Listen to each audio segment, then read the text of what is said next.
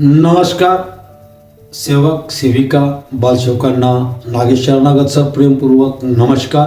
चला पुन्हा चर्चा करूया. आपण हळदी कुंकू याचा सध्या कार्यक्रम सुरू आहेत आणि दरवर्षी 14 जानेवारीपासून हळदी कुंकूचा कार्यक्रम सुरू होत असतात.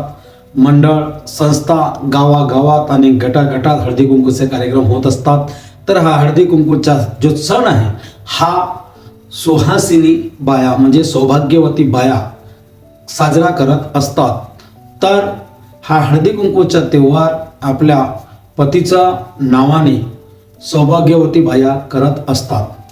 तर सौभाग्य आणि जो हळदी कुंकू आहे हा एक स्त्रीचं सुंदरता आहे आणि तिचा पतिदेवाचं ते निशाणी आहे.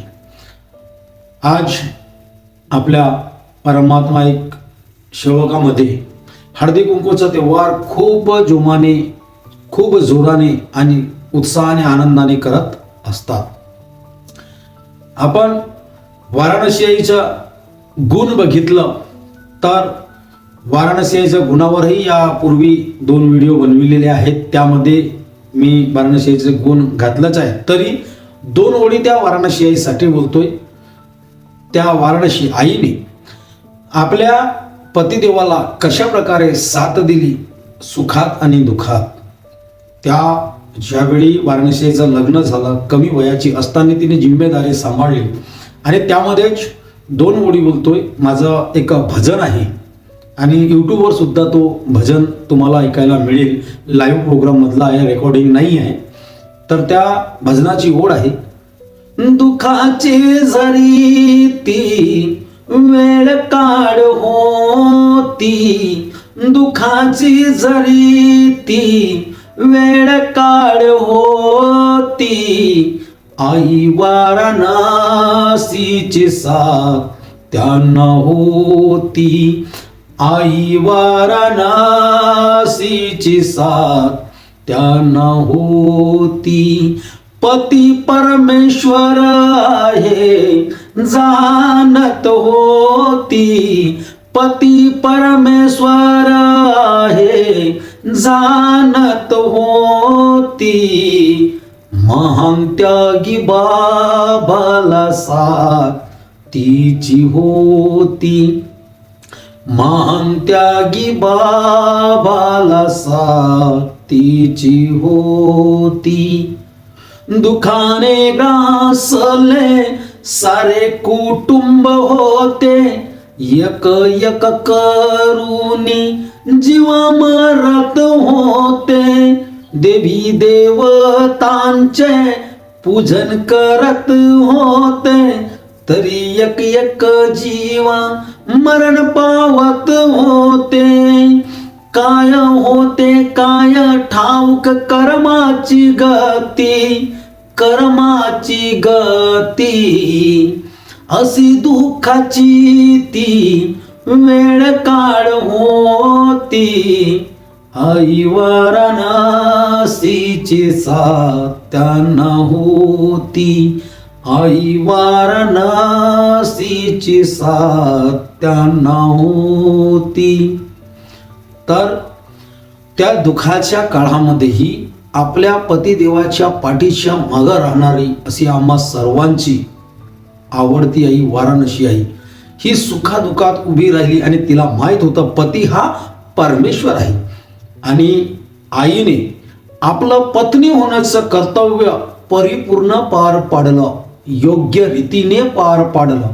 पण आज जर आम्ही जो त्योहार करत आहोत, ज्या आईच्या नावाने त्योहार करत आहोत, तर खरंच आम्ही सेवकिनींनो म्हणजे माझ्या जो सेवकिनी आई आहेत, बहिणी आहेत, यांनी या गोष्टीचा विचार करायला पाहिजे की आम्ही ज्या आईच्या नावाने ज्या आईमुळे आम्हाला हा सौभाग्य मिळालं सौभाग्याचं हळदी कुंकूचं कार्यक्रम करण्याचं, तर आम्ही त्या आईच्या गुणाने वागत आहोत का. आम्ही आपल्या पतिदेवाला जो स्थान बाबांनी आपल्या पतीसाठी दिलं, आईने आपल्या पतीसाठी दिलं, जो बाबांसाठी दिलं, तो स्थान आम्ही आपल्या पतीला देत आहोत का. ज्या प्रकारे आईने कधीही आपल्या पतिदेवावर रागावली नाही, वाईट शब्दात बोलली नाही, आपल्या मुलांना वाईट शब्दात बोलली नाही, आपल्या कुटुंबात वाईट शब्दाने बोलली नाही, अशी माय माऊली वाराणसी आई.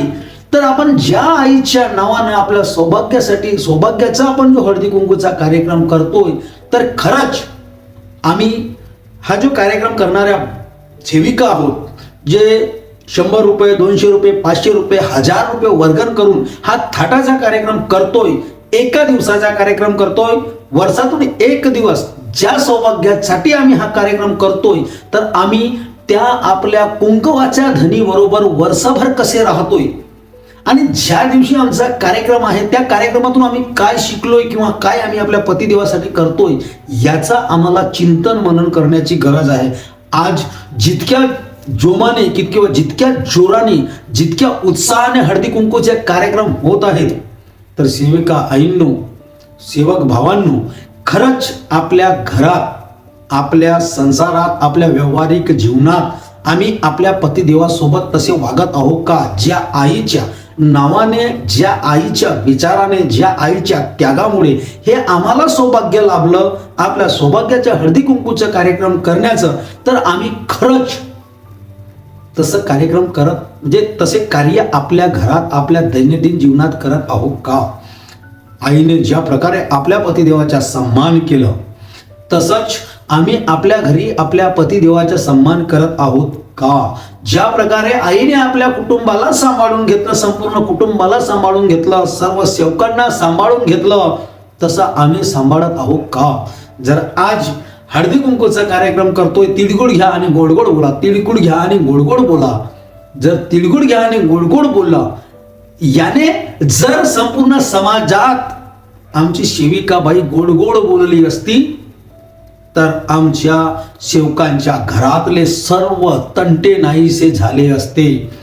आमच्या सेवकांवर जी आमच्या मार्गावर टीका टिप्पणी होते ती बंद झाली असती. आणि म्हणून सेविका आईंनो, तिळगुळ घ्या आणि गोडगोड बोला, तिळगुळ घ्या आणि गोडगोड बोला. जो आम्ही म्हणतोय, उखाण्यामध्ये आपल्या पतिदेवाचं नाव घेतोय, ज्या सन्मानाने नाव घेतोय, त्या सन्मानाने वर्षभर आपल्या घरी वागणूक, आपल्या संसारात, आपल्या व्यवहारात, आपल्या सेवक सेविकात, आपल्या कुटुंबात ही वागणूक आम्हाला या तिळगुळ घ्या आणि गोडगोड बोला या सणापासून जो माझा व्हिडिओ ऐकत असेल किंवा जो पाहत असेल, यांनी प्रत्येकाने या कार्यक्रमाबरोबर बदल करणं गरजेचं आहे. अन्यथा 200 रुपये, 500 रुपये, 1000 रुपये वर्ग काढून हा कार्यक्रम करणे आमचा व्यर्थ आहे.